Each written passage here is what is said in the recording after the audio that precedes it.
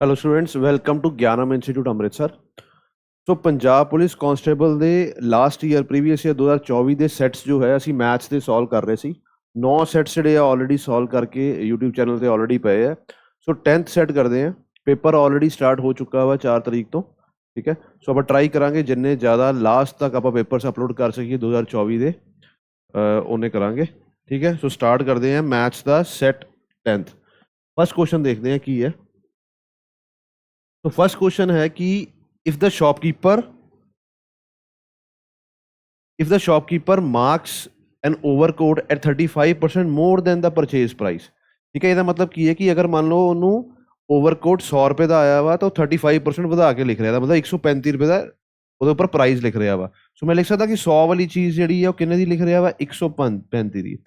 And gives a discount of 20%, ਇਹਦੇ ਤੇ 20% ਦਾ discount ਦੇ ਰਿਹਾ ਵਾ।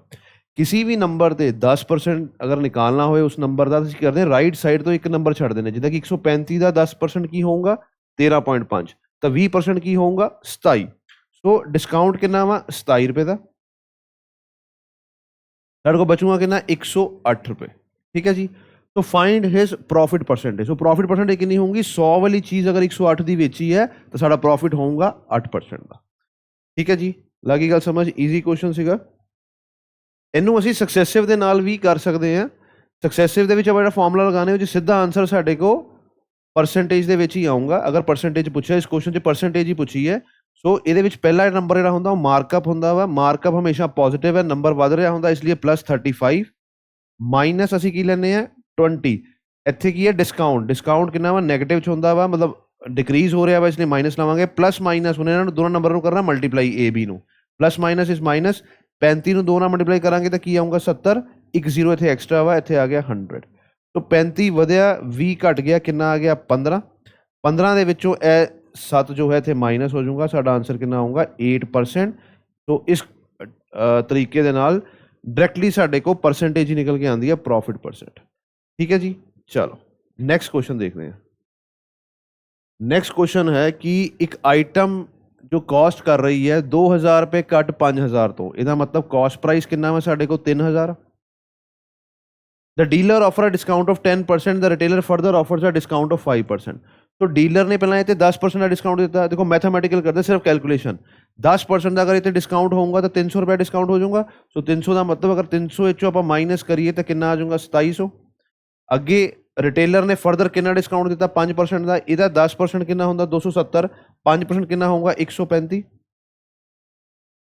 ਸਾਡਾ ਕਿੰਨਾ ਆਂਸਰ ਆ ਜਾਊਗਾ 2565 ਆ ਜਾਊਗਾ। ਇੱਥੇ ਕਿੰਨਾ ਆ ਜਾਊਗਾ 2565, ਜੋ ਕਿ ਸਾਡਾ ਆਪਸ਼ਨ ਹੈ 4। ਠੀਕ ਹੈ ਜੀ, ਸਿੰਪਲ ਕੁਐਸਚਨ ਹੈ। ਪਰਸੈਂਟੇਜ ਅਗਰ ਤੁਹਾਡੀ ਕੈਲਕੂਲੇਸ਼ਨ ਪਰਸੈਂਟੇਜ ਸਟਰੋਂਗ ਹੈ ਤੇ ਦੋਨੋਂ ਪ੍ਰੋਫਿਟ ਐਂਡ ਲਾਸ ਦੇ ਕੁਐਸਚਨ ਜਿਹੜੇ ਇੱਥੇ ਦੇਖੇ ਹੁਣ ਤੱਕ ਅਸੀਂ ਉਹ ਕੈਲਕੂਲੇਸ਼ਨ ਬੇਸ ਤੇ ਹੋ ਜਾਓਗੇ। ਜੋ 2025 ਦੇ ਵੀ ਕੁਐਸਚਨਸ ਆ ਰਹੇ ਆ ਉਹਦੇ ਵਿੱਚ ਵੀ ਪ੍ਰੋਫਿਟ ਐਂਡ ਲਾਸ ਦੇ ਕੁਐਸਚਨ ਜਿਹੜੇ ਆ ਉਹ 2-3 ਆ ਰਹੇ। ਲਾਸਟ ਈਅਰ ਵੀ ਇਦਾਂ ਹੀ ਹੋਇਆ ਸੀ, 2 ਤੋਂ 3 ਕੁਐਸਚਨਸ ਜਿਹੜੇ ਆ ਉਹ ਪ੍ਰੋਫਿਟ ਐਂਡ ਲਾਸ ਦੇ ਵਿੱਚੋਂ ਆ ਰਹੇ ਸੀਗੇ। ਠੀਕ ਹੈ ਜੀ, ਚਲੋ ਅਗਲਾ ਕੁਐਸਚਨ ਹੈ ਕਿ Arvind bought an item at ₹X and sold it to Biru at the loss of 27%। ਦੇਖੋ ਅਗੇਨ ਪ੍ਰੋਫਿਟ ਐਂਡ ਲਾਸ ਦਾ ਕੁਐਸਚਨ ਹੈ। ਸੋ ਇਹਦੇ ਵਿੱਚ ਕੀ ਹੈ ਕਿ ਇੱਕ ਅਰਵਿੰਦ ਹੈ, ਉਹਨੇ ਕੋਈ ਚੀਜ਼ ਖਰੀਦੀ ਸੀਗੀ X ਰੁਪੀਜ਼ ਦੀ, ਇਹ ਨਿਕਾਲਣਾ ਵਾ ਲਾਸਟ ਦੇ ਵਿੱਚ। ਇਹਨੇ ਅੱਗੇ ਲਾਸ ਤੇ ਵੇਚਤੀ 27% ਦੀ ਬੀਰੂ ਨੂੰ।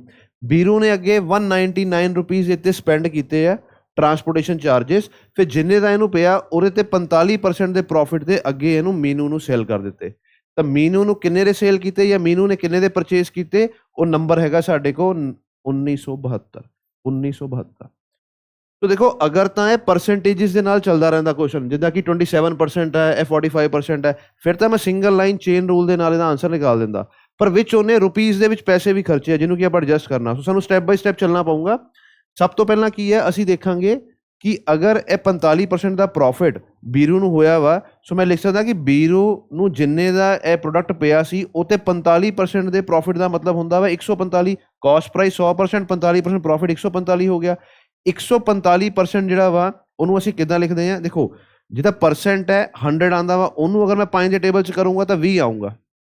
ਠੀਕ ਹੈ, ਹੁਣ ਉੱਪਰ ਕੀ ਹੈ, ਇੱਥੇ ਨੀਚੇ 100 ਆ, ਉੱਪਰ 145 ਹੈ। 100 ਤਾਂ ਹੈ ਹੀ ਹੈ, 20 ਤਾਂ ਹੋਊਗਾ ਹੀ ਨਾਲ। 45 ਨੂੰ ਅਗਰ ਮੈਂ 5 ਨਾਲ ਡਿਵਾਈਡ ਕਰੂੰਗਾ ਤਾਂ 9 ਆਊਗਾ। ਸੋ ਮੇਰੇ ਕੋਲ ਇੱਥੇ ਆ ਜਾਊਗਾ 29/20। ਸੋ 29/20 ਦੀ ਜਿਹੜੀ ਵੈਲਿਊ ਹੈ ਉਹ ਸਾਡੇ ਕੋਲ ਆਊਗੀ 1972। ਸੋ ਇੱਥੇ ਸਾਡੇ ਕੋਲ ਬੀਰੂ ਦੀ ਵੈਲਿਊ ਆ ਜਾਊਗੀ ਜਿੰਨਾ ਬੀਰੂ ਨੂੰ ਪ੍ਰਾਈਸ ਪਿਆ ਸੀ ਆਫਟਰ 199 ਰੁਪਏ ਖਰਚ ਕਰਨ ਤੋਂ ਬਾਅਦ। ਠੀਕ ਹੈ, ਸੋ ਅਗਰ ਅਸੀਂ ਕਟਿੰਗ ਕਰੀਏ ਤਾਂ ਕਿੰਨਾ ਆਊਗਾ, ਮੇਰੇ ਕੋਲ ਇੱਥੇ ਆਊਗਾ 68 ਰੁਪੀਜ਼, 9 8 ਜਾਂ 72 ਹੁੰਦਾ। ਠੀਕ ਹੈ, 68 ਰੁਪੀਜ਼ ਆ ਗਿਆ। ਠੀਕ ਹੈ, ਹੁਣ ਬੀਰੂ ਨੂੰ ਇਹ ਚੀਜ਼ ਕਿੰਨੇ ਦੀ ਪਈ ਸੀ ਟਰਾਂਸਪੋਰਟੇਸ਼ਨ ਕਾਸਟ ਪਾ ਕੇ, ਸੋ ਇਹ ਪਈ ਸੀ 68 ਦਾ, ਅਗਰ ਮੈਂ ਡਬਲ ਕਰੂੰਗਾ ਤਾਂ ਕਿੰਨਾ ਆ ਜਾਊਗਾ 1360। ਹੁਣ ਇਹ 1360 ਦੇ ਵਿੱਚ ਕੀ ਹੈ, 199 ਰੁਪਏ ਜਿਹੜੀ ਕਾਸਟ ਹੈ ਉਹ ਟਰਾਂਸਪੋਰਟੇਸ਼ਨ ਦੀ ਐਡ ਹੋਈ ਸੀ। ਇਹਦਾ ਮਤਲਬ ਬੀਰੂ ਨੇ ਖਰੀਦਿਆ 360 ਦਾ ਨਹੀਂ ਸੀਗਾ, ਇਹਨੂੰ 199 ਰੁਪਏ ਚਾਰਜਿਸ ਪੁੱਟ ਕਰਨ ਤੋਂ ਬਾਅਦ 1360 ਦਾ ਪਿਆ ਸੀਗਾ। ਸੋ ਅਗਰ ਮੈਂ ਇੱਥੋਂ 199 ਰੁਪਏ ਮਾਈਨਸ ਕਰ ਦੇਵਾਂ ਤਾਂ ਮੇਰੇ ਕੋਲ ਕਿੰਨਾ ਆਊਗਾ 1161। ਇਹ 1161 ਵੈਲਿਊ ਉਹ ਹੈ ਜਿਹਦੇ ਵਿੱਚ ਬੀਰੂ ਨੇ ਅਰਵਿੰਦ ਤੋਂ ਖਰੀਦਿਆ ਸੀਗਾ ਇਹ ਪ੍ਰੋਡਕਟ। ਠੀਕ ਹੈ, ਸੋ ਅਰਵਿੰਦ ਨੇ ਕੀ ਕੀਤਾ, ਅਰਵਿੰਦ ਨੂੰ ਜਿੰਨੇ ਦਾ ਪ੍ਰੋਡਕਟ ਆਇਆ ਸੀਗਾ ਉਹਨੇ ਕੀ ਕੀਤਾ ਮਲਟੀਪਲਾਈ, ਉਹਨੇ ਕੀ ਕੀਤਾ 27% ਦੇ ਲਾਸ ਤੇ ਵੇਚਤਾ। ਉਹਨੇ ਅਗਰ 27% ਦੇ ਲਾਸ ਤੇ ਵੇਚਿਆ ਤਾਂ 100 ਚੋਂ 27 ਘਟਾ ਦਾਂਗੇ ਤਾਂ ਬਚੂਗਾ 73, ਮਤਲਬ ਇਹਨੂੰ ਆਪਣੇ ਪ੍ਰਾਈਸ ਦਾ 73% ਵਾਪਸ ਮਿਲ ਗਿਆ। ਉਹ ਕਿੰਨਾ ਸੀਗਾ 1161। ਕਹਿਣ ਦਾ ਮਤਲਬ ਹੈ ਕਿ ਅਰਵਿੰਦ ਨੇ ਬੀਰੂ ਨੂੰ 1161 ਰੁਪਏ ਦੀ ਚੀਜ਼ ਵੇਚੀ, ਪਰ ਅਰਵਿੰਦ ਨੂੰ ਤਾਂ ਕੀ ਹੋਇਆ ਸੀ ਲਾਸ, ਘਾਟਾ ਹੋ ਗਿਆ ਸੀਗਾ ਕਿੰਨਾ 27% ਦਾ। ਸੋ ਚੀਜ਼ ਅਰਵਿੰਦ ਨੂੰ ਕਿੰਨੇ ਦੀ ਪਈ ਸੀ ਉਹ ਨਿਕਾਲਣੀ ਹੈ। ਸੋ ਤੇ ਏ ਦੀ ਵੈਲਿਊ ਨਿਕਾਲਾਂਗੇ, ਸਾਡਾ ਆਨਸਰ ਆ ਜਾਊਗਾ। ਸੋ ਇੱਕ ਗੱਲ ਦੇਖੋ ਕਿ ਜਿਹੜਾ ਨੰਬਰ ਇੱਥੇ ਲਿਖਿਆ 73 ਨਾਲ ਮੈਂ ਕਟਿੰਗ ਕਰਨੀ ਹੈ, 73 ਨੂੰ 10 ਨਾ ਕਰੀਏ ਤਾਂ 730, 730 ਤੋਂ ਜ਼ਿਆਦਾ ਨੰਬਰ ਹੈ, ਪਰ 730 ਦਾ ਅਗਰ ਮੈਂ ਡਬਲ ਕਰਾਂ 1460 ਉਹ ਤੋਂ ਘੱਟ ਹੈ। ਠੀਕ ਹੈ, ਸੋ ਨੰਬਰ 730 ਤੋਂ ਜ਼ਿਆਦਾ ਹੈ, 1460 ਤੋਂ ਘੱਟ ਹੈ। ਇਹਦਾ ਮਤਲਬ ਮੇਰੀ ਕਟਿੰਗ ਜਿਹੜੀ ਹੈ ਉਹ 10 ਤੋਂ ਬਾਅਦ 11 ਤੋਂ ਲੈ ਕੇ 20 ਤੋਂ ਘੱਟ 19 ਦੇ ਵਿੱਚ ਨੰਬਰ 'ਚ ਹੋਊਗੀ। ਮੈਂ ਦੇਖੂੰਗਾ ਕਿ 3 ਦੇ ਕਿਹੜੇ ਟੇਬਲ 'ਚ 1 ਆਉਂਦਾ ਵਾ, 3 ਦੇ 7 ਦੇ ਟੇਬਲ 'ਚ 1 ਹੀ ਆਉਂਦਾ, 1 ਆਉਂਦਾ। ਇਹਦਾ ਮਤਲਬ ਇਹਦੀ ਕਟਿੰਗ ਇੱਥੇ ਹੋਊਗੀ 17 ਦੇ ਨਾਲ। ਸੋ 17 ਤੇ 100 ਕਿੰਨਾ ਹੋ ਗਿਆ 1700। ਸਮਝ ਗਏ ਕਟਿੰਗ ਕਿੱਦਾਂ ਕੀਤੀ? ਸੋ 1700 ਜੋ ਹੈ ਸਾਡਾ ਆਨਸਰ ਆਊਗਾ। ਠੀਕ ਹੈ ਜੀ, ਚਲੋ ਨੈਕਸਟ ਕੁਐਸਚਨ ਕਰਦੇ ਆ। ਇਹ ਵਾਲਾ ਕੁਐਸਚਨ 3-4 ਸੈਟਸ ਦੇ ਵਿੱਚ ਆਇਆ ਵਾ। ਠੀਕ ਹੈ, ਸੋ ਪਰਸੈਂਟੇਜ ਦਾ ਕੁਐਸਚਨ ਹੈ। ਜਦੋਂ ਵੀ ਸੈਲਰੀ ਦੀ ਗੱਲ ਹੁੰਦੀ ਹੈ ਸਾਡੇ ਕੋਲ ਪਰਸੈਂਟੇਜ ਦੇ ਵਿੱਚ, ਸੈਲਰੀ ਦੇ ਸਾਡੇ ਕੋਲ 2 ਹਿੱਸੇ ਹੁੰਦੇ ਆ। ਇੱਕ ਹੁੰਦਾ ਸਾਡੇ ਕੋਲ ਖਰਚਾ ਜਿਹਨੂੰ ਆਪਾਂ ਕਹਿੰਦੇ ਹਾਂ ਐਕਸਪੈਂਡੀਚਰ, ਇੱਕ ਹੁੰਦੀ ਹੈ ਬਚਤ ਜਿਹਨੂੰ ਅਸੀਂ ਕਹਿੰਦੇ ਹਾਂ ਸੇਵਿੰਗ। ਠੀਕ ਹੈ, ਸੋ ਇਹਦੇ ਵਿੱਚੋਂ ਕੀ ਕਹਿ ਰਿਹਾ ਵਾ ਕਿ ਜਦੋਂ ਕਿਰਨ ਹੈ ਉਹ ਆਪਣੀ ਸੈਲਰੀ ਦਾ 70% ਸਪੈਂਡ ਕਰ ਰਹੀ ਹੈ। ਸੈਲਰੀ ਹੁੰਦੀ ਹੈ ਹਮੇਸ਼ਾ 100%, 70% ਅਗਰ ਸਪੈਂਡ ਹੋ ਗਿਆ ਤਾਂ ਬਚਿਆ ਕਿੰਨਾ 30%। ਹੁਣ ਇਹਦੇ ਵਿੱਚੋਂ ਕਹਿ ਰਿਹਾ ਵਾ ਕਿ ਉਹ ਸੇਵ ਕਰ ਰਿਹਾ ਵਾ 60,000। ਅਗਰ ਮੈਂ ਇਹਦੀ ਗੱਲ ਕਰਾਂ 30% ਦੀ, ਉਹ ਕਿੰਨੀ ਵੈਲਿਊ ਹੈ 60,000। ਸੋ 30% ਦਾ ਡਬਲ ਕਿੰਨਾ ਹੋ ਗਿਆ 60। ਠੀਕ ਹੈ, ਇਹਦਾ ਮਤਲਬ ਕੀ ਹੈ ਡਬਲ ਨਾਲ ਮਲਟੀਪਲਾਈ ਕਰਾਂਗੇ, ਪਿੱਛੇ ਕੀ ਹੈ 3 0 ਹੋਰ ਐਡ ਕਰਾਂਗੇ। ਸੋ ਟੋਟਲ 30% ਦੀ ਮਲਟੀਪਲੀਕੇਸ਼ਨ ਕਿੰਨਾ ਹੋਈ ਹੈ 30% 2000 ਦੇ ਨਾਲ। ਉਹ ਕਹਿ ਰਿਹਾ ਉਹਦੀ ਸੈਲਰੀ ਕਿੰਨੀ ਆ, ਅਸੀਂ ਇਹੀ ਸੇਮ ਮਲਟੀਪਲਾਈ ਫੈਕਟਰ ਜਿਹੜਾ ਵਾ 2000 ਦਾ ਇੱਥੇ ਮਲਟੀਪਲਾਈ ਕਰ ਦਾਂਗੇ, ਸਾਡਾ ਆਨਸਰ ਆ ਜਾਊਗਾ 2 ਲੱਖ ਰੁਪਇਆ। ਕਿੰਨਾ ਆਨਸਰ ਆ ਜਾਊਗਾ, ਸੈਲਰੀ ਕਿੰਨੀ ਆ ਗਈ 2 ਲੱਖ ਰੁਪਇਆ। ਸੋ ਸਾਡਾ ਆਨਸਰ ਕੀ ਹੈ ਫਸਟ ਆਪਸ਼ਨ। ਠੀਕ ਹੈ ਜੀ, ਚਲੋ ਨੈਕਸਟ ਕੁਐਸਚਨ ਦੇਖਦੇ ਹਾਂ।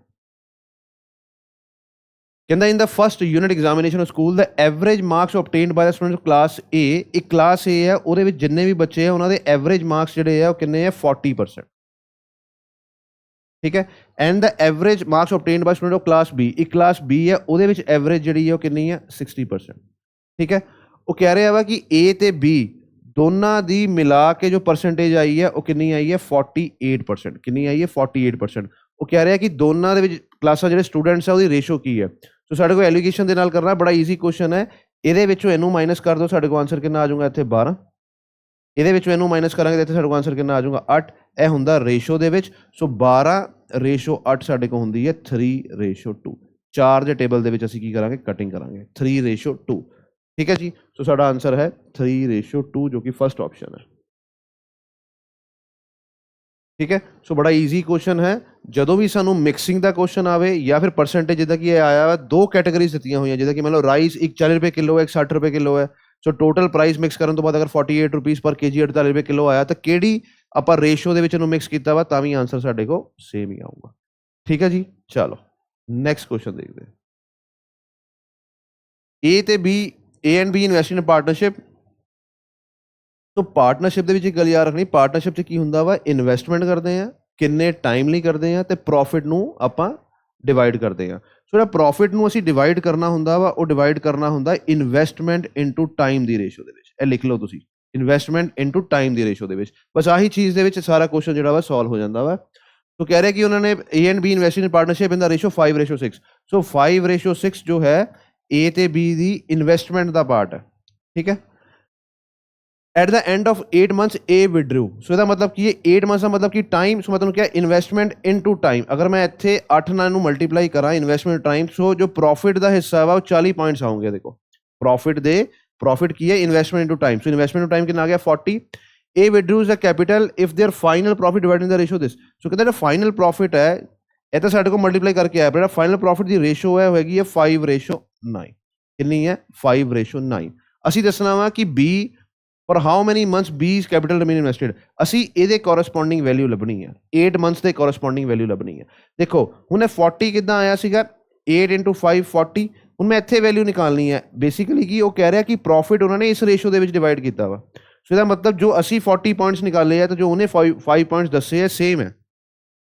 5 ਦੀ ਵੈਲਿਊ ਕਿੰਨੀ ਹੈ 8, ਸੋ 5 ਨੂੰ ਮੈਂ ਕਿੰਨਾ ਮਲਟੀਪਲਾਈ 5 ਦੀ ਵੈਲਿਊ ਕਿੰਨੀ ਹੈ 40, 5 ਨੂੰ ਮੈਂ ਕਿੰਨਾ ਮਲਟੀਪਲਾਈ ਕਰੂੰਗਾ ਕਿ 40 ਆਊਂਗਾ, 5 8 ਜਾਂ 40, ਮੈਨੂੰ ਇੱਥੇ ਵੀ 8 ਨਾਲ ਮਲਟੀਪਲਾਈ ਕਰਨਾ ਹੈ, ਸੋ 9 8 ਜਾਂ ਕਿੰਨਾ ਹੋ ਜਾਊਗਾ 72, ਇੱਥੇ ਮੇਰੇ ਕੋਲ ਵੈਲਿਊ ਆਊਂਗੀ 72। ਇਹ 40 ਦੇ ਕੋਰਸਪੋਂਡਿੰਗ ਵੈਲਿਊ ਆਈ ਹੈ 72, ਜਿੱਦਾਂ ਕਿ ਆਪਾਂ 5 ਨੂੰ 8 ਨਾਲ ਮਲਟੀਪਲਾਈ ਕੀਤਾ 40 ਦੀ ਵੈਲਿਊ ਐਕਚੁਅਲ 'ਚ ਕਿੰਨੀ 5, ਸੋ 5 ਦਾ ਕਿਹੜਾ ਮਲਟੀਪਲ 40 ਹੁੰਦਾ 8, 9 ਦਾ ਕਿਹੜਾ 9 ਦਾ 8 ਮਲਟੀਪਲ ਕਰਾਂਗਾ 72, ਸੋ ਇਹਦਾ ਮਤਲਬ 6 ਨੂੰ x ਨਾਲ ਮਲਟੀਪਲਾਈ ਕਰਾਂਗੇ ਤਾਂ 70 ਆਊਗਾ, ਸੋ 6 ਨੂੰ ਮੈਂ ਕਿੰਨਾ ਮਲਟੀਪਲਾਈ ਕਰਾਂ ਕਿ 72 ਆਊਗਾ, ਉਹ ਹੈਗਾ ਵਾ 12, 6 12 ਦਾ 72, ਸੋ ਇੱਥੇ ਜੋ ਕੋਰਸਪੋਂਡਿੰਗ ਸਾਡੇ ਕੋਲ ਮੰਥਸ ਆਏ ਇੱਥੇ 8 months ਹੀ, ਇਹਦੇ ਕੋਰਸਪੋਂਡਿੰਗ ਕੀ ਹੈ 12 months, ਸੋ ਸਾਡਾ ਆਂਸਰ ਹੈ 12 months। ਠੀਕ ਹੈ ਜੀ, ਪਾਰਟਨਰਸ਼ਿਪ ਦੇ ਕੁਐਸਚਨਸ ਵੀ ਆ ਰਹੇ ਹੈ, ਠੀਕ ਹੈ, ਬੇਸਿਕਲੀ ਰੇਸ਼ੋ ਦਾ ਬੇਸ ਹੈ ਇਹਦੇ ਵਿੱਚ। ਨੈਕਸਟ ਕੁਐਸਚਨ ਕਰਦੇ ਹਾਂ। ਨੈਕਸਟ ਕੁਐਸਚਨ ਕਰਦਾ time and work the question ਹੈ ਕਿ Gopal can complete the work in 8 hours, Gopal ਕਿਸੇ ਕੰਮ ਨੂੰ 8 hours ਕਰ ਰਿਹਾ ਵਾ, ਅਕਸ਼ੇ ਉसी ਕੰਮ ਨੂੰ 48 hours ਕਰ ਰਿਹਾ ਵਾ ਵਿਦ ਦਾ ਅਤੁਲਸ ਹੈਲਪ। ਜਦੋਂ ਕਹਿ ਰਿਹਾ ਕਿ ਅਤੁਲ ਦੀ ਹੈਲਪ ਦੇ ਨਾਲ, ਇਹਦਾ ਮਤਲਬ ਗੋਪਾਲ, ਅਕਸ਼ੇ ਤੇ ਅਤੁਲ ਇਹ ਮਿਲ ਕੇ ਇਸ ਕੰਮ ਨੂੰ ਕਰ ਰਹੇ ਆ 3 hours ਦੇ ਵਿੱਚ। ਠੀਕ ਹੈ ਜੀ, ਸੋ ਸਭ ਤੋਂ ਪਹਿਲਾਂ ਅਸੀਂ ਟਾਈਮ ਐਂਡ ਵਰਕ ਦੇ ਵਿੱਚ ਕੀ ਕਨਸੈਪਟ ਹੈ ਅਸੀਂ ਨਿਕਾਲਦੇ ਹਾਂ ਇਹਦੇ ਵਿੱਚ LCM। 8 48 ਤੇ 3 ਦਾ LCM ਕੀ ਹੈ, ਤਿੰਨਾਂ ਚੋਂ ਸਭ ਤੋਂ ਵੱਡਾ ਨੰਬਰ ਕਿਹੜਾ 48, 48 ਦੇ ਨਾਲ ਅਗਰ ਬਾਕੀ ਦੋ ਨੰਬਰ ਡਿਵਾਈਡ ਹੋ ਗਏ ਤਾਂ ਸਾਡਾ LCM 48 ਹੀ ਹੈ। ਸੋ 48 ਨਾਲ 8 ਡਿਵਾਈਡ ਕਰਾਂਗੇ ਹੋ ਰਿਹਾ ਵਾ 48 ਨਾਲ 3 ਵੀ ਡਿਵਾਈਡ ਹੋ ਰਿਹਾ ਵਾ, 8 + 4 12 ਹੁੰਦਾ ਵਾ, 3 ਦਾ ਮਲਟੀਪਲ, ਸੋ 3 ਨਾਲ ਡਿਵਾਈਡ ਹੋ ਰਿਹਾ, ਇੱਥੇ LCM ਆ ਗਿਆ 48। ਸੋ ਜਿਨ੍ਹਾਂ ਨੂੰ ਇਹ ਕਨਸੈਪਟ ਨਹੀਂ ਆਉਂਦਾ 48 ਜੋ ਇੱਥੇ LCM ਨਿਕਲ ਕੇ ਆਇਆ, ਬੇਸਿਕਲੀ ਜੋ ਵਰਕ ਦੀ ਗੱਲ ਕਰ ਰਹੇ ਆ ਇਹਦੇ ਵਿੱਚ ਉਹਦੇ ਨੰਬਰ ਆਫ ਯੂਨਿਟਸ ਹੈ। ਜਿੱਦਾਂ ਕਿ ਮੰਨ ਲਓ ਮੈਂ ਆਪਣੇ ਇੰਸਟੀਚਿਊਟ ਦੇ ਵਿੱਚ ਚੇਅਰਸ ਬਣਵਾਉਣੀਆਂ ਵਾ ਤਾਂ 48 ਚੇਅਰਸ ਟੋਟਲ ਵਰਕ ਹੈ। A 8 hours ਬਣਾਊਂਗਾ, B 48 hours ਬਣਾ ਰਿਹਾ ਵਾ, C 3 hours, C ਨਹੀਂ ਮਤਲਬ ਇਹ ਤਿੰਨੋਂ ਜਾਣੇ ਮਿਲ ਕੇ 3 hours ਬਣਾ ਰਹੇ ਆ। ਸੋ ਅਗਰ ਇੱਕ ਪਰਸਨ 8 hours ਬਣਾ ਰਿਹਾ ਵਾ ਤਾਂ ਉਹ ਹਰ ਘੰਟੇ ਹਰ ਆਰ ਕਿੰਨੀ ਚੇਅਰਸ ਬਣਾ ਰਿਹਾ ਵਾ, ਉਹਨੂੰ ਆਪਾਂ ਕਹਿੰਦੇ ਐਫੀਸ਼ੀਐਂਸੀ। ਸੋ 8 6 ਦਾ 48, ਹਰ ਘੰਟੇ 6, 48 ਵਾਲਾ ਹਰ ਘੰਟੇ 1 ਬਣਾ ਰਿਹਾ ਵਾ, ਇਹਨੂੰ 48 hours ਲੱਗਦੇ 48 ਚੇਅਰਸ ਬਣਾਉਣ ਲਈ, ਇਹਨੂੰ 3 hours ਲੱਗ ਰਹੇ ਆ ਤਾਂ ਇਹ ਕੀ ਕਰ ਰਹੇ ਆ, ਤਿੰਨੋਂ ਜਾਣੇ ਮਿਲ ਕੇ 16 ਚੇਅਰਸ ਬਣਾ ਰਹੇ ਆ, ਤਿੰਨੋਂ ਜਾਣੇ ਮਿਲ ਕੇ 16 ਚੇਅਰਸ ਬਣਾ ਰਹੇ ਆ। ਦੇਖੋ ਗੋਪਾਲ 1 ਘੰਟੇ 'ਚ 6 ਚੇਅਰਸ ਬਣਾ ਰਿਹਾ ਵਾ, ਅਕਸ਼ੇ 1 ਘੰਟੇ 'ਚ 1 ਬਣਾ ਰਿਹਾ ਵਾ, ਤਿੰਨੋਂ ਜਾਣੇ ਮਿਲ ਕੇ 16 ਬਣਾ ਰਹੇ ਆ। ਸੋ ਅਗਰ ਮੈਂ ਦੇਖਾਂ ਕਿ ਗੋਪਾਲ ਪਲੱਸ ਅਕਸ਼ੇ ਪਲੱਸ ਅਤੁਲ ਇਹ ਕਿੰਨੀਆਂ ਚੇਅਰਸ ਬਣਾ ਰਹੇ ਆ 16, ਜਿਹਦੇ ਵਿੱਚੋਂ ਗੋਪਾਲ ਕਿੰਨੀਆਂ ਬਣਾ ਰਿਹਾ 6, ਅਕਸ਼ੇ ਕਿੰਨੀਆਂ ਬਣਾ ਰਿਹਾ 1 ਪਲੱਸ ਅਤੁਲ, ਸੋ ਇੱਥੇ ਕਿੰਨਾ ਆ ਗਿਆ 7। 7 ਦੇ ਵਿੱਚ ਅਸੀਂ ਕੀ ਐਡ ਕਰੀਏ ਕਿ 16 ਆ ਜਾਏ। ਅਤੁਲ ਦੀ ਵੈਲਿਊ ਕਿੰਨੀ ਆਊਗੀ ਐਫੀਸ਼ੀਐਂਸੀ 9 ਆ ਜਾਊਗੀ, ਅਤੁਲ ਦੀ ਐਫੀਸ਼ੀਐਂਸੀ ਕਿੰਨੀ ਆ ਜਾਊਗੀ 9 ਆ ਜਾਊਗੀ। ਸੋ ਕਹਿ ਰਿਹਾ ਵਾ ਕਿ Atul can complete 3 times the work in how many hours. ਠੀਕ ਹੈ, ਸੋ ਅਤੁਲ ਦੀ ਐਫੀਸ਼ੀਐਂਸੀ ਕਿੰਨੀ ਹੈ 9 ਦੀ, ਅਤੁਲ ਹਰ ਘੰਟੇ 9 ਚੇਅਰਸ ਬਣਾਉਂਦਾ, ਉਹ ਕਹਿੰਦਾ ਕਿ ਇਸ ਕੰਮ ਦਾ 3 ਗੁਣਾ, ਸੋ 48 ਦਾ 3 ਗੁਣਾ ਕੰਮ, ਇੰਨੀਆਂ ਚੇਅਰਸ ਬਣਾਉਣੀਆਂ ਵਾ, ਹਰ ਘੰਟੇ ਅਤੁਲ ਕਿੰਨੀਆਂ ਚੇਅਰਸ ਬਣਾ ਰਿਹਾ ਵਾ 9 ਚੇਅਰਸ ਬਣਾ ਰਿਹਾ ਵਾ, ਕਿੰਨੇ ਘੰਟੇ ਲੱਗੂਗੇ, ਬਸ ਇਹਦਾ ਆਂਸਰ ਹੈ 3 3 ਜਾਂ 9, ਇੱਥੇ 3 ਆ ਗਿਆ, ਇੱਥੇ ਮੇਰੇ ਕੋਲ ਆ ਗਿਆ 16, ਸੋ ਸਾਡਾ ਆਂਸਰ ਹੈ 16। ਠੀਕ ਹੈ ਜੀ, ਜਿਹੜਾ ਵਾਲਾ ਕੁਐਸਚਨ ਹੈ ਇਹਦੇ ਨਾਲ ਦੇ ਕੁਐਸਚਨ ਮੈਕਸਿਮਮ ਸੈਟਸ ਦੇ ਵਿੱਚ ਆਏ ਆ, ਸਿਰਫ ਵੈਲਿਊਜ਼ ਚੇਂਜ ਹੈ, ਬਾਕੀ ਕਨਸੈਪਟ ਬਿਲਕੁਲ ਸੇਮ ਹੈ। 1% ਇੱਥੇ 1% ਇੱਥੇ 3% ਇੱਥੇ। ਠੀਕ ਹੈ, ਸੋ ਬਹੁਤ ਸਾਰੀ ਸ਼ਿਫਟਸ ਦੇ ਵਿੱਚ ਸੇਮ ਕੁਐਸਚਨ ਜੋ ਆਇਆ ਹੈ with different values. Next question ਦੇਖਾਂਗੇ, ਉਹ ਕਹਿ ਰਿਹਾ ਕਿ find the value of the following. ਠੀਕ ਹੈ, ਇਹਨਾਂ ਨੂੰ ਪਲੱਸ ਮਾਈਨਸ ਕਰਕੇ ਅਸੀਂ ਬੇਸਿਕਲੀ ਇਹਨੂੰ ਫ੍ਰੈਕਸ਼ਨ ਫਾਰਮ 'ਚ ਲਿਖਣਾ। ਸੋ ਸਭ ਤੋਂ ਪਹਿਲਾਂ ਅਸੀਂ ਕੀ ਕਰਦੇ, ਇਹਨੂੰ ਪਲੱਸ ਮਾਈਨਸ ਕਰ ਲੈਂਦੇ ਹਾਂ। ਸੋ ਕਿਉਂਕਿ ਇਹ ਈਜ਼ੀ ਫਾਰਮ 'ਚ ਦਿੱਤਾ ਹੋਇਆ, ਡੈਸੀਮਲ ਤੋਂ ਬਾਅਦ 2 ਨੰਬਰਸ ਹੈ ਅਤੇ ਹਰ ਕੇਸ ਦੇ ਵਿੱਚ ਬਾਰ ਜੋ ਹੈ ਉਹ ਲਾਸਟ ਨੰਬਰ 'ਤੇ ਹੀ ਹੈ। ਠੀਕ ਹੈ, ਇੱਦਾਂ ਦਾ ਕੁਐਸਚਨ ਹੋਰ ਵੀ ਸ਼ਿਫਟ 'ਚ ਆਇਆ ਵਾ, ਸੇਮ ਪੈਟਰਨ ਦੇ ਉੱਤੇ ਆਇਆ ਵਾ ਕਿ ਜਿਹੜੀ ਬਾਰ ਹੈ ਉਹ ਡੈਸੀਮਲ ਤੋਂ ਸੇਮ ਨੰਬਰ 'ਤੇ ਹੈ। ਜਦੋਂ ਇੱਦਾਂ ਹੋਵੇ ਤਾਂ ਅਸੀਂ ਕੀ ਕਰਦੇ, ਸਿੰਪਲੀ ਪਲੱਸ ਮਾਈਨਸ ਕਰ ਦਿੰਦੇ ਕਿ 16 ਅਤੇ 15 ਕਿੰਨੇ ਹੁੰਦੇ 31, 31 ਦੇ ਵਿੱਚੋਂ ਅਗਰ ਆਪਾਂ 13 ਨਿਕਾਲਾਂਗੇ ਤਾਂ ਕਿੰਨਾ ਆ ਜਾਊਗਾ 18। ਸੋ ਮੇਰੇ ਕੋਲ ਇੱਥੇ ਜਿਹੜੀ ਵੈਲਿਊ ਆਊਗੀ ਉਹ ਕਿੰਨੀ ਆਊਗੀ 18। 0.18 ਦੇ ਉੱਤੇ ਬਾਰ। ਠੀਕ ਹੈ ਜੀ। ਹੁਣ ਇਹਨੂੰ ਬੇਸਿਕਲੀ ਮੈਂ ਲਿਖਣਾ ਫ੍ਰੈਕਸ਼ਨ ਫਾਰਮ ਦੇ ਵਿੱਚ। ਡੈਸੀਮਲ ਤੋਂ ਬਾਅਦ ਆਪਾਂ ਚੈੱਕ ਕਰਨਾ 2 ਨੰਬਰ ਹੈ, ਇਹਦਾ ਮਤਲਬ ਡਿਨੋਮੀਨੇਟਰ ਦੇ ਵਿੱਚ ਸਾਡੇ ਕੋਲ 2 ਨੰਬਰ ਹੋਣਗੇ। ਕਿਹੜੇ ਕਿਹੜੇ? ਜਿੰਨੇ ਨੰਬਰ ਦੇ ਉੱਤੇ ਬਾਰ ਹੁੰਦੀ ਹੈ ਉਹਨੇ 9 ਲਿਖ ਦਿਓ। ਸੋ ਇੱਕ ਨੰਬਰ ਦੇ ਉੱਤੇ ਬਾਰ ਹੈ 9, ਜਿੰਨੇ ਨੰਬਰ ਦੇ ਉੱਤੇ ਬਾਰ ਨਹੀਂ ਹੈ ਉਹਨੇ 0 ਲਿਖ ਦਿਓ। ਸੋ ਇੱਥੇ ਕਿੰਨਾ ਆ ਗਿਆ 90।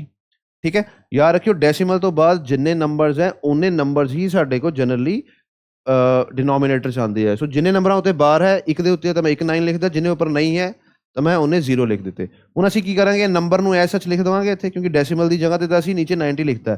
ਹੁਣ ਆਪਾਂ ਕੀ ਕਰਾਂਗੇ, ਨੰਬਰ ਨੂੰ ਲਿਖ ਦਾਂਗੇ, ਇਹ 'ਚੋਂ ਮਾਈਨਸ ਕਰਾਂਗੇ ਜਿਹੜੇ ਨੰਬਰ ਦੇ ਉੱਤੇ ਬਾਰ ਨਹੀਂ ਹੈ। ਕਿਹਦੇ ਉੱਪਰ ਬਾਰ ਨਹੀਂ ਹੈ? 1 ਦੇ ਉੱਤੇ ਬਾਰ ਨਹੀਂ ਹੈ। ਸੋ ਮੇਰਾ ਆਂਸਰ ਹੋਊਗਾ 17/90। ਕੀ ਹੋਊਗਾ? 17/90। ਠੀਕ ਹੈ ਜੀ, ਲੱਗੀ ਗੱਲ ਸਮਝ? ਈਜ਼ੀ ਕੁਐਸਚਨ ਹੈ। ਨੈਕਸਟ ਦੇਖਦੇ ਹਾਂ। Find the fourth proportional of this. So fourth proportional अगर लिखना होवे ਇਹਦਾ ਮਤਲਬ ਹੁੰਦਾ ਵਾ ਜਿਹੜੇ ਪਹਿਲੇ 2 ਨੰਬਰ ਹੈ ਉਹਨਾਂ ਦੀ ਰੇਸ਼ੋ ਬਣਾ ਲਓ। ਜਿਹੜੇ ਤੀਸਰਾ ਨੰਬਰ 3 ਨੰਬਰ ਦਿੱਤੇ ਹੋਏ ਆ, ਚੌਥਾ ਨੰਬਰ ਮੀਨਸ ਪ੍ਰੋਪੋਰਸ਼ਨਲ ਜਿਹੜਾ ਕਹਿ ਰਿਹਾ ਨਿਕਾਲਣ ਨੂੰ, ਉਹਨੂੰ x ਮੰਨ ਲੈਂਦੇ ਆ। 45 ਨੂੰ ਅਸੀਂ ਇੱਦਾਂ ਰੇਸ਼ੋ ਬਣਾ ਦਿੰਦੇ ਆ। ਪ੍ਰਪੋਰਸ਼ਨ ਦਾ ਮਤਲਬ ਹੁੰਦਾ ਜਦੋਂ 2 ਰੇਸ਼ੋਜ਼ ਇਕੁਅਲ ਹੋਣ, ਤੇ ਰੇਸ਼ੋ ਦਾ ਮਤਲਬ ਹੁੰਦਾ ਡਿਵੀਜ਼ਨ। ਸੋ ਇੱਥੇ ਕਿੰਨਾ ਆ ਗਿਆ 12/24 ਇਜ਼ ਇਕੁਅਲ ਟੂ 45/x। ਇੱਥੇ 12 1 ਜਾ 12 2 ਜਾ, ਇਹ x ਇੱਥੇ ਆਊਗਾ ਨਿਊਮਰੇਟਰ ਦੇ ਵਿੱਚ। ਇਹ 2 45 ਨਾਲ ਮਲਟੀਪਲਾਈ ਹੋ ਕੇ ਕਿੰਨਾ ਆ ਗਿਆ 90। ਸਾਡਾ ਆਂਸਰ ਕਿੰਨਾ ਵਾ 90। ਠੀਕ ਹੈ, ਸੋ ਤੁਸੀਂ ਥਰਡ ਪ੍ਰੋਪੋਰਸ਼ਨਲ, ਫੋਰਥ ਪ੍ਰੋਪੋਰਸ਼ਨਲ, ਮੀਨ ਪ੍ਰੋਪੋਰਸ਼ਨਲ, ਠੀਕ ਹੈ, ਕਈ ਬੁੱਕਸ ਦੇ ਵਿੱਚ ਫਸਟ ਪ੍ਰੋਪੋਰਸ਼ਨਲ ਵੀ ਦਿੱਤਾ ਹੋਇਆ ਵਾ। ਉਹ ਸਾਰੀਆਂ ਚੀਜ਼ਾਂ ਕਰਕੇ ਜਾਣੀਆਂ ਵਾ। ਇਹਦੇ ਨਾਲ ਦੇ ਕੁਐਸਚਨ ਜਿਹੜੇ ਆ ਜਨਰਲੀ ਜੋ TCS ਹੈ ਉਹ ਪੁੱਟ ਕਰਦਾ ਵਾ। ਠੀਕ ਹੈ ਜੀ, ਚਲੋ next question. Average weight of Chetan, Vipul and Mohan. Chetan, Vipul ਤੇ ਮੋਹਨ ਦਾ ਐਵਰੇਜ ਵੇਟ ਅਗਰ 46 ਹੈ ਤਾਂ ਟੋਟਲ ਵੇਟ ਕਿੰਨਾ ਹੋਊਗਾ? 46 ਨੂੰ ਆਪਾਂ ਕਿੰਨਾ ਮਲਟੀਪਲਾਈ ਕਰਾਂਗੇ? ਐਵਰੇਜ ਨੂੰ ਅਸੀਂ ਮਲਟੀਪਲਾਈ ਕਰਦੇ ਹਾਂ ਨੰਬਰ ਆਫ ਆਬਜ਼ਰਵੇਸ਼ਨਸ ਦੇ ਨਾਲ। ਸੋ ਨੰਬਰ ਕਿੰਨੇ ਆ ਸਾਡੇ ਕੋਲ? 3 ਪਰਸਨ ਹੈ। ਸੋ 46 ਨੂੰ ਅਗਰ ਮੈਂ 3 ਨਾਲ ਮਲਟੀਪਲਾਈ ਕਰੂੰਗਾ ਮੇਰਾ ਆਂਸਰ ਆਊਗਾ ਇੱਥੇ 138। ਸੋ ਤਿੰਨਾਂ ਦਾ ਵੇਟ, ਐਵਰੇਜ ਵੇਟ 46 ਹੈ, ਟੋਟਲ ਵੇਟ ਕਿੰਨਾ ਵਾ 138। ਉਹ ਕਹਿ ਰਿਹਾ the average weight of Chetan and Vipul. Chetan ਤੇ ਵਿਪੁਲ ਦਾ ਜੋ ਐਵਰੇਜ ਵੇਟ ਹੈ ਉਹ ਕਿੰਨਾ ਵਾ 37। 37 ਦੀ ਜਗ੍ਹਾ ਤੇ ਮੈਂ ਟੋਟਲ ਵੇਟ ਲਿਖੂੰਗਾ, ਦੋਨਾਂ ਦਾ ਪਲੱਸ ਕਰਾਂਗੇ ਤਾਂ 2 ਨਾਲ ਮਲਟੀਪਲਾਈ 74। ਤੇ average weight of Vipul, Vipul and Mohan is, Vipul ਤੇ ਮੋਹਨ ਦਾ ਐਵਰੇਜ ਕਿੰਨਾ 47, ਜਿਹਨੂੰ ਮੈਂ ਲਿਖੂੰਗਾ 94। ਟੋਟਲ ਕਿੰਨਾ ਵਾ 94। ਸੋ ਬੇਸਿਕਲੀ ਤੁਸੀਂ ਧਿਆਨ ਨਾਲ ਦੇਖੋ ਕਿ ਇੱਥੇ ਮੇਰੇ ਕੋਲ ਤਿੰਨਾਂ ਦਾ ਵੇਟ ਹੈ। ਅਗਰ ਮੈਂ ਇਹਨੂੰ ਇਹਦੇ ਵਿੱਚ ਪਲੱਸ ਕਰ ਦੂੰਗਾ ਤਾਂ ਮੇਰੇ ਕੋਲ ਕੀ ਆਊਗਾ? ਚੇਤਨ ਦਾ ਵੇਟ, 2 ਵਾਰ ਵਿਪੁਲ ਦਾ ਵੇਟ, 1 ਵਾਰ ਜੋ ਹੈ ਸਾਡੇ ਕੋਲ ਆਊਗਾ ਮੋਹਨ ਦਾ ਵੇਟ। ਸੋ ਅਗਰ ਮੈਂ ਇਹਨੂੰ ਪਲੱਸ ਕਰਾਂ 2C + 2V + M, ਬੇਸਿਕਲੀ ਆਪਾਂ ਇਹਨੂੰ ਕੀ ਕੀਤਾ ਪਲੱਸ। 2-3 ਮੈਥਡ ਹੈਗੇ ਇਸ ਕੁਐਸਚਨ ਨੂੰ ਕਰਨ ਦੇ। ਸੋ ਮੈਂ ਇੱਕ ਫੋਲੋ ਕਰ ਰਿਹਾ, ਇਹਨਾਂ ਨੂੰ ਕਰ ਲਓ ਪਲੱਸ 8। ਇੱਥੇ ਕਿੰਨਾ ਆ ਗਿਆ 168। ਹੁਣ ਦੇਖੋ ਜਦੋਂ ਇਹਦੇ ਵਿੱਚੋਂ ਮੈਂ ਇੱਥੇ ਦੇਖੋ 1 ਪਰਸਨ ਆ ਵਾ, 1 ਪਰਸਨ ਆ ਵਾ, 2 ਵਾਰ ਵਿਪੁਲ ਆ, ਟੋਟਲ 4 ਹੋ ਗਏ। ਇਹ 4 ਦੇ ਵਿੱਚੋਂ ਅਗਰ ਮੈਂ 1 ਵਾਰ C ਇਹਨਾਂ ਨੂੰ ਮਾਈਨਸ ਕਰੂੰਗਾ, 1 ਵਾਰ C ਮਾਈਨਸ ਕਰੂੰਗਾ ਤਾਂ C ਕੱਟ ਜਾਊਗਾ, 1 ਵਾਰ M ਮਾਈਨਸ ਕਰੂੰਗਾ ਤਾਂ M ਕੱਟ ਜਾਊਗਾ। 2 ਵਾਰ ਵਿਪੁਲ ਦੇ ਵਿੱਚੋਂ 1 ਵਾਰ ਵਿਪੁਲ ਕੱਟ ਕਰੇ ਤਾਂ ਸਿੰਗਲ ਵਿਪੁਲ ਦੀ ਵੈਲਿਊ ਰਹਿ ਜਾਊਗੀ। ਠੀਕ ਹੈ, ਜੋ ਕਿ ਉਹਨੇ ਪੁੱਛਿਆ ਵਾ find the weight in kg of the Vipul. So ਇਹਦੇ ਵਿੱਚ ਕੀ ਹੈ 168 ਦੇ ਵਿੱਚੋਂ ਮੈਂ ਮਾਈਨਸ ਕਰ ਦੂੰਗਾ 138। ਸੋ 168 ਦੇ ਵਿੱਚੋਂ ਅਗਰ ਮੈਂ 138 ਮਾਈਨਸ ਕਰੂੰਗਾ ਮੇਰਾ ਆਂਸਰ ਕਿੰਨਾ ਆ ਗਿਆ 30। ਠੀਕ ਹੈ, ਸੋ ਅਗੇਨ ਹੋਰ ਤਰੀਕੇ ਵੀ ਹੈਗੇ ਇਹਨੂੰ ਕਰਨ ਦੇ। ਸੋ ਫਿਲਹਾਲ ਹੈ ਈਜ਼ੀ, ਸਭ ਤੋਂ ਈਜ਼ੀ ਤਰੀਕਾ ਜਿਹੜਾ ਦੇਖ ਕੇ ਪਤਾ ਲੱਗ ਜਾਂਦਾ ਵਾ। ਚਲੋ ਨੈਕਸਟ ਕੁਐਸਚਨ ਦੇਖੋ। ਕਹਿੰਦਾ 20% of the number is 150 more than 20% of this. ਕਹਿੰਦਾ ਇੱਕ ਨੰਬਰ ਹੈ, ਮੰਨ ਲਓ x, ਇਹਦਾ ਅਗਰ 20% ਨਿਕਾਲਾਂਗੇ ਤੇ ਉਹ ਜ਼ਿਆਦਾ ਵਾ 20% ਆਫ 560 ਤੋਂ ਕਿੰਨਾ 150। ਜਦੋਂ ਵੀ ਜ਼ਿਆਦਾ ਜਾਂ ਘੱਟ ਦੀ ਗੱਲ ਹੁੰਦੀ ਹੈ ਉਹ 'ਚ ਸਾਡੇ ਕੋਲ ਮਾਈਨਸ ਦਾ ਸਾਈਨ ਆਉਂਦਾ। ਲੈਫਟ ਸਾਈਡ ਵਾਲਾ ਨੰਬਰ ਜ਼ਿਆਦਾ ਹੋਊਗਾ, ਰਾਈਟ ਸਾਈਡ ਵਾਲਾ ਨੰਬਰ ਘੱਟ ਹੋਊਗਾ। ਸੋ ਜ਼ਿਆਦਾ ਕਿਹੜਾ ਵਾ 20% ਆਫ x, ਜਿਹੜਾ ਨੰਬਰ ਅਸੀਂ ਨਿਕਾਲਣਾ ਵਾ। ਸੋ 20% ਦੀ ਵੈਲਿਊ ਹੁੰਦੀ 1/5। ਸੋ ਮੈਂ ਲਿਖਦਾ ਕਿ 1/5 x ਦਾ 5ਵਾਂ ਹਿੱਸਾ ਵਾ ਉਹ ਜ਼ਿਆਦਾ ਵਾ ਕਿਹਦੇ ਤੋਂ 20% ਆਫ 560। ਸੋ ਕਿਸੇ ਵੀ ਨੰਬਰ ਦਾ 10% ਕਿੰਨਾ ਹੁੰਦਾ ਵਾ 56। ਇਹਨੇ ਕਿਹਾ ਵਾ 20%। ਸੋ ਮੈਂ ਲਿਖਦਾ ਵਾ 112। ਸੋ ਇਸ ਨੰਬਰ ਦਾ 5th ਪਾਰਟ 112 ਤੋਂ ਜ਼ਿਆਦਾ ਵਾ ਕਿੰਨਾ 150। x ਦੀ ਵੈਲਿਊ ਨਿਕਾਲਣੀ ਹੈ। ਸੋ 1/5 x ਜਿਹੜਾ ਵਾ 150 'ਚ 112 ਐਡ ਕਰ ਦਈਏ ਸੋ ਸਾਡੇ ਕੋਲ ਕਿੰਨਾ ਆ ਜਾਊਗਾ 262। ਠੀਕ ਹੈ ਜੀ, ਸੋ x ਦੀ ਵੈਲਿਊ ਕਿੰਨੀ ਆਊਗੀ 262 × 5। ਕਦੀ ਵੀ ਕਿਸੇ ਨੰਬਰ ਨੂੰ 5 ਨਾਲ ਮਲਟੀਪਲਾਈ ਕਰਨਾ ਹੋਵੇ ਤਾਂ ਇਹਨੂੰ ਹਾਫ ਕਰ ਦਿਓ, ਇਹ ਨੰਬਰ ਨੂੰ ਕੀ ਹੈ ਅੱਧਾ ਕਰ ਦਿਓ। ਸੋ 262 ਦੀ ਜਗ੍ਹਾ 'ਤੇ ਮੈਂ ਲਿਖੂੰਗਾ 131, ਹਾਫ ਕਰਕੇ ਇੱਕ 0 ਐਡ ਕਰ ਦਿਓ, ਇਹ ਸਾਡਾ ਆਂਸਰ ਹੋਊਗਾ 1310। ਠੀਕ ਹੈ, 1310।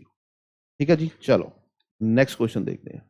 ਸਿੰਪਲੀਫਾਈ ਕਰਨਾ ਵਾ, ਇੱਥੇ ਸਕਰੀਨ ਤੇ ਹੀ ਕਰ ਦਿੰਦੇ ਹਾਂ, ਲਿਖਣ ਦੀ ਜ਼ਰੂਰਤ ਨਹੀਂ ਹੈ।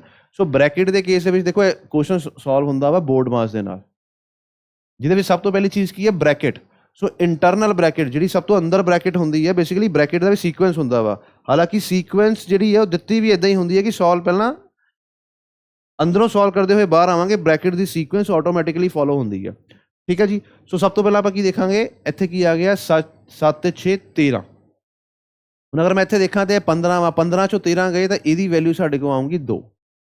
ਠੀਕ ਹੈ, ਇੱਥੇ ਵੈਲਿਊ ਕਿੰਨੀ ਆ ਗਈ 2।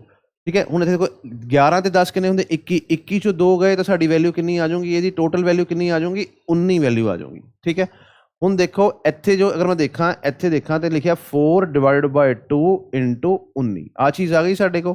ਇਹਦੇ ਨਾਲ ਤੁਸੀਂ ਸਕੁਅਰ ਬ੍ਰੈਕਟ ਲੈ ਲਓ, ਇੱਥੇ ਹੈ 114 ਨੂੰ ਡਿਵਾਈਡ ਕਰਨਾ ਇਹਦੇ ਨਾਲ। ਸੋ ਪਹਿਲਾਂ ਡਿਵਾਈਡ ਕਰਦੇ ਹਾਂ, ਸੋ ਪਹਿਲਾਂ ਡਿਵਾਈਡ ਕਰਾਂਗੇ ਤਾਂ ਮੇਰੇ ਕੋਲ 2 ਆ ਜਾਊਗਾ। 2 ਨੂੰ ਅਗਰ 19 ਨਾਲ ਮਲਟੀਪਲਾਈ ਕਰਾਂ ਤਾਂ ਕੀ ਆ ਜਾਊਗਾ 38। ਇੱਥੇ ਆ ਗਿਆ ਡਿਵੀਜ਼ਨ, ਇੱਥੇ ਆ ਗਿਆ 114। ਸੋ 114 ਨੂੰ ਅਸੀਂ 38 ਨਾਲ ਡਿਵਾਈਡ ਕਰਨਾ। 8 ਦੇ ਕਿਹੜੇ ਟੇਬਲ ਦੇ ਵਿੱਚ 4 ਆਉਂਦਾ ਵਾ, 8 3 ਜਾਂ 24, 8 8 ਦਾ 64 ਵੀ ਹੁੰਦਾ ਵਾ, ਪਰ 8 ਜਿਹੜਾ ਵਾ ਉਹ ਨੰਬਰ ਬਹੁਤ ਵੱਡਾ ਚੱਲ ਜਾਊਗਾ। ਸੋ ਦੇਖਿਆ ਜਾਵੇ ਤਾਂ ਅਗਰ 40 ਦੀ ਗੱਲ ਕਰਾਂ, 40 ਦਾ 3 ਗੁਣਾ 120 ਹੁੰਦਾ ਵਾ। ਸੋ ਬੇਸਿਕਲੀ ਇੱਥੇ 8 3 ਦਾ 24 ਹੁੰਦਾ ਵਾ। ਸੋ ਮੇਰਾ ਆਨਸਰ ਕਿੰਨਾ ਆਊਗਾ, +3 ਨੰਬਰ। ठीक है, so first option is the answer.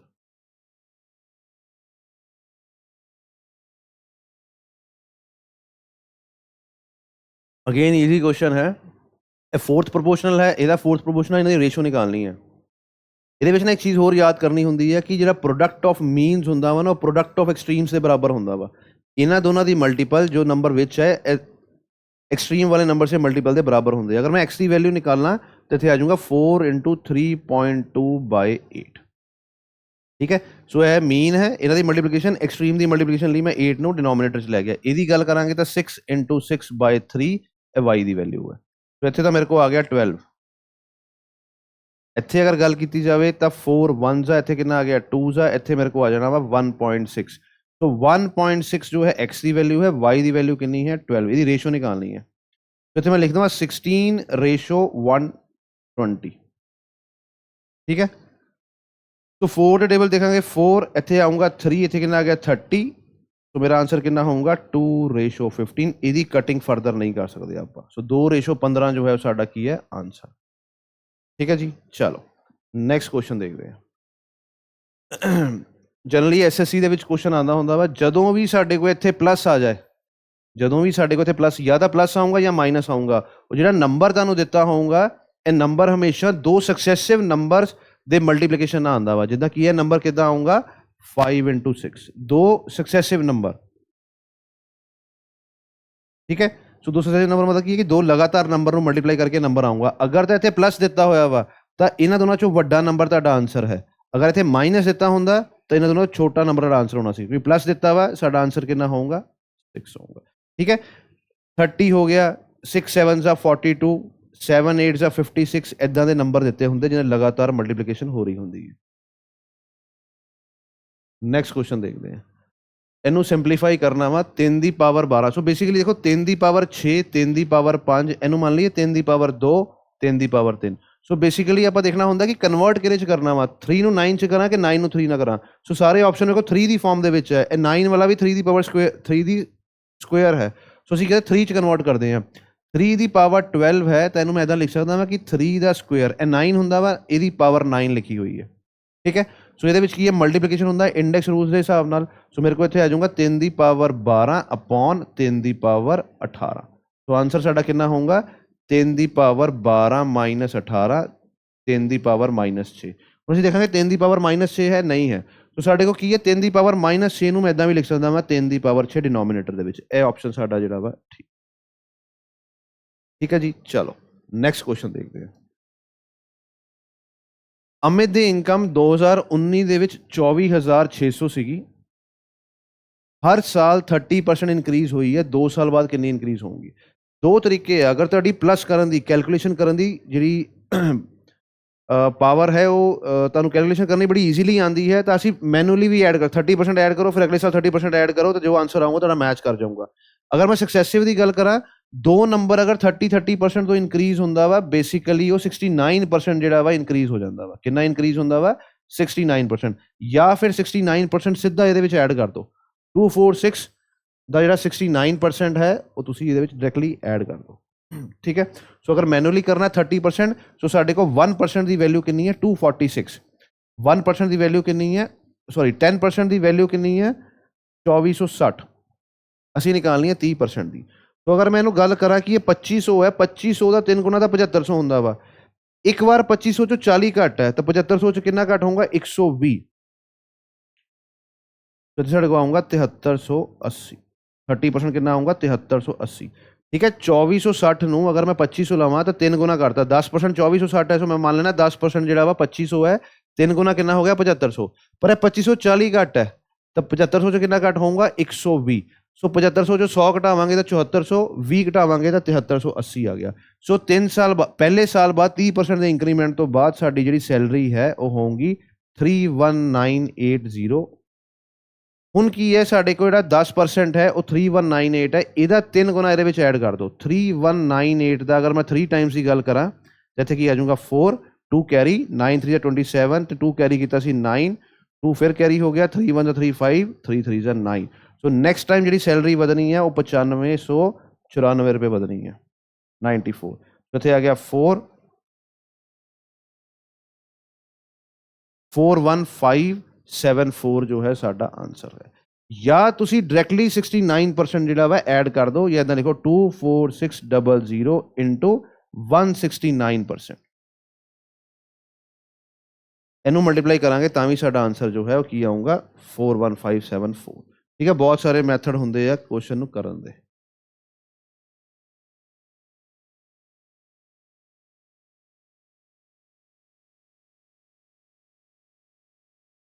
Next question देखो, कहना F can finish half of the work in 5 days. कोई पर्सन अगर किसी काम का हाफ अगर 5 डेज च करता वा तो कंप्लीट काम करने में कितने दिन लगेंगे, 10 दिन लगेंगे।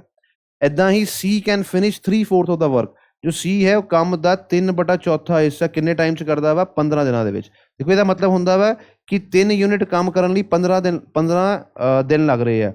सो इसका मतलब 3 × 5 15, मैं की करूँगा 4 × 5 करूँगा तो कितना आ जाऊँगा 20। इसका मतलब कंप्लीट काम करने सी नूं कितने लगे 20 डेज। ठीक है, समझ गए। 3/4 का मतलब होंगे 4 दे विचों 3 यूनिट करनी वा तो 15 दिन लग रहे हैं, 4 दी 4 यूनिट कंप्लीट करनी होंगी तो कितने दिन लगेंगे 20 दिन लगेंगे। ठीक है, इन 15 days. In how many days together, together कितने दिन करूँगी। इन्हों का एलसीएम की है 20, क्योंकि 10 डिवाइड हो रहा है 20 ने, इतने 1 आ गया, इतने 2 आ गया। सो 20 यूनिट्स काम करना वा, रोज़ के कितने यूनिट काम हो रहा वा 2 + 1 = 3। सो साडा आंसर होगा 20/3 जो कि 4th ऑप्शन। ठीक है जी, चलो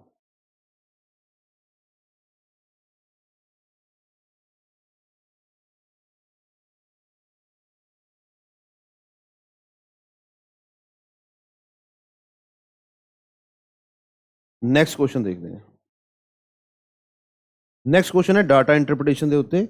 वो कह रहा है कि given bar graph shows a number of male female lecturers in the 5 colleges. ठीक है, मेल तो फीमेल लेक्चरर्स है, मेल ऑरेंज के विच है, फीमेल जो है वो ब्लू के विच है। तुहानूं बड़ा क्लीयरली तुहाडी स्क्रीन पर नज़र आऊँगा पेपर के दौरान। ठीक है, तो वो कह रहा है कि what is average number of male lecturers. So male की गल कर रहा वा।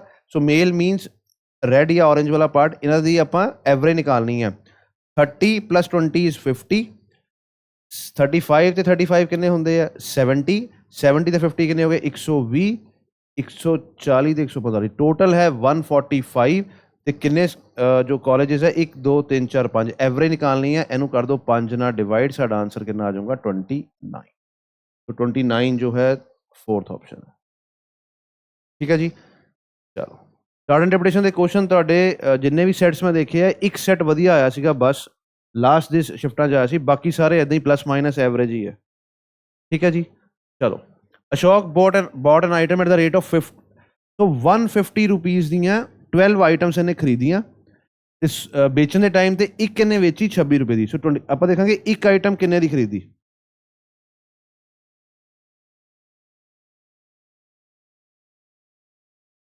तो 50 का चौथा हिस्सा साढ़े को होंदा वा 12.5। तो एक आइटम 12.5 की खरीद के उन्हें 26 रुपए की बेचती, असी दसना वा प्रॉफिट परसेंटेज कितना वा। ठीक है, तो साढ़े को प्रॉफिट जो ये आ रहा वा वो आ रहा वा 13.5, तो किरे ते देखना होंगे कॉस्ट प्राइस से मेरे को आ गया 125, 12.5। सो इतने आ जाऊँगा 135/125। ठीक है, सो ये वैल्यू निकालनी है। इतने अगर मैं 5 नाल कटिंग करा तो कितना आ जाऊँगा 25, इतने कितना आ जाऊँगा 27। सो 27/25 है। सो ਸੋ ਬੇਸਿਕਲੀ ਪਰਸੈਂਟੇਜ ਹੁੰਦੀ ਕੀ ਹੈ, ਪਰਸੈਂਟ ਦਾ ਮਤਲਬ ਹੁੰਦਾ ਪਰ 100। ਸੋ ਇੱਥੇ ਅਗਰ ਮੈਂ 100 ਬਣਾਉਣਾ 4 ਨਾਲ ਮਲਟੀਪਲਾਈ ਕਰੂੰਗਾ, ਇੱਥੇ 100 ਬਣਾਉਂਗਾ ਤਾਂ ਇਹਨੂੰ 4 ਨਾਲ ਮਲਟੀਪਲਾਈ ਕਰੂੰਗਾ, ਮੇਰਾ ਆਂਸਰ ਆਊਗਾ 108। ਠੀਕ ਹੈ, 7 4 ਦਾ ਕੀ ਹੁੰਦਾ 28, ਯੂਨਿਟ ਡਿਜਿਟ 'ਚ 8 ਹੋਣਾ ਚਾਹੀਦਾ ਵਾ, ਇੱਕੋ ਹੀ ਆਪਸ਼ਨ ਦੇ ਵਿੱਚ 8 ਹੈ। ਚਲੋ ਨੈਕਸਟ ਕੁਐਸਚਨ ਦੇਖਦੇ ਹਾਂ। ਇਸ ਸੈੱਟ ਦਾ ਲਾਸਟ ਕੁਐਸਚਨ ਹੈ। ਇੱਕ ਮੈਨ ਨੇ ਇਨਵੈਸਟ ਕੀਤੇ 55,000 for 2 years at 12% annual simple interest. Simple interest ਨੂੰ ਅਸੀਂ ਸਿੰਪਲ ਕਿਉਂ ਕਹਿੰਦੇ ਹਾਂ, ਕਿ ਹਰ ਸਾਲ ਇੰਟਰਸਟ ਸੇਮ ਹੁੰਦਾ ਵਾ। ਸੋ 12% ਐਨੂਅਲ ਹੈ ਤੇ 2 ਸਾਲ ਦਾ ਕਿੰਨਾ ਹੋਊਗਾ 24% ਟੋਟਲ ਇੰਟਰਸਟ ਹੈ। Find the amount he will receive after 2 years। 2 साल बाद कितने पैसे रिसीव करूंगा। तो बेसिकली जो साडे को प्रिंसीपल है वो 100% होंदा वा। प्रिंसीपल 100% है, इत्थे 24% इंक्रीज करांगे तो 124% हो जाऊगा। ठीक है, सो 124% ਨੂੰ ਅਸੀਂ ਕਿੱਦਾਂ ਲਿਖਦੇ ਹਾਂ, ਜਦੋਂ 4 ਦੇ ਨਾਲ 4 ਦਾ ਮਲਟੀਪਲ ਦਿੱਤਾ ਹੋਵੇ ਤਾਂ 100 ਦੀ ਕਟਿੰਗ 25 ਤੇ ਹੁੰਦੀ ਹੈ। ਉੱਪਰ ਜੋ 4 ਹੈ ਉਹ ਕਿੰਨੇ ਟਾਈਮ ਜ਼ਿਆਦਾ ਵਾ 6 ਟਾਈਮ ਜ਼ਿਆਦਾ ਵਾ। ਕਿੰਨੇ ਟਾਈਮ ਜ਼ਿਆਦਾ ਵਾ 6 4 24 ਹੁੰਦਾ। ਸੋ ਇੱਥੇ ਮੈਂ ਲਿਖੂੰਗਾ 31। ਸੋ 5000 ਨੂੰ ਅਸੀਂ ਮਲਟੀਪਲਾਈ ਕਰਨਾ 31/25 ਦੇ ਨਾਲ। तो अगर मैं 25 की कटिंग करा 25 2s आ 50, फिर की बचूंगा 5050। सो इतने कितना आ गया 2200।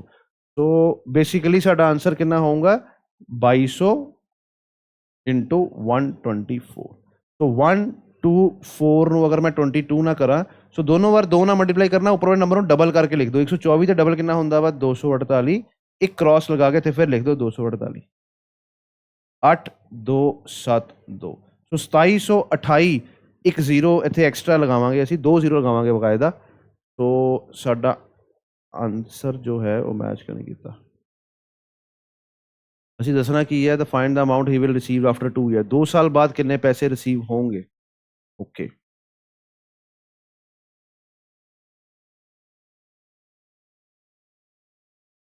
ओ सॉरी, एक मिनट गलती हो गई ना। ठीक है, चलो इत्थे है 31/25, सीधा लिखते हैं 31/25। 31/25। सो अगर मैं इत्थे रेस कर देना इन्हूं एक बार, सो असीं की कीता पहले वाले नंबर नाल मल्टीप्लाई करता। सो इहदी कटिंग इत्थे कितनी हुई सी 25 दी 2200 ते। सो साडे कोल इत्थे आना वा 2200 इंटू 31। तो 31 ਨੂੰ ਜਦੋਂ मैं 22 ਨਾਲ मल्टीप्लाई करूँगा मेरे को आ जाऊँगा 62। तो इत्थे आ गया 286। तो साडा आंसर होगा 68,200। तो साडा ऑप्शन है सी। ठीक है जी। सो इस सैट के 20 क्वेश्चन जोड़े कंप्लीट है। सो ये वर्गियां होर जो वीडियोज़ है सैट्स दियां मैं जल्दी पुट करूँगा। सो तुसी सबसक्राइब कर लो। यदी जो PDF है वो मैं टैलीग्राम चैनल पर पुट कर दूँगा। टैलीग्राम चैनल का लिंक भी जो है इसी वीडियो के डिस्क्रिप्शन बॉक्स के मैं ऐड कर दूँगा। ठीक है, थैंक यू।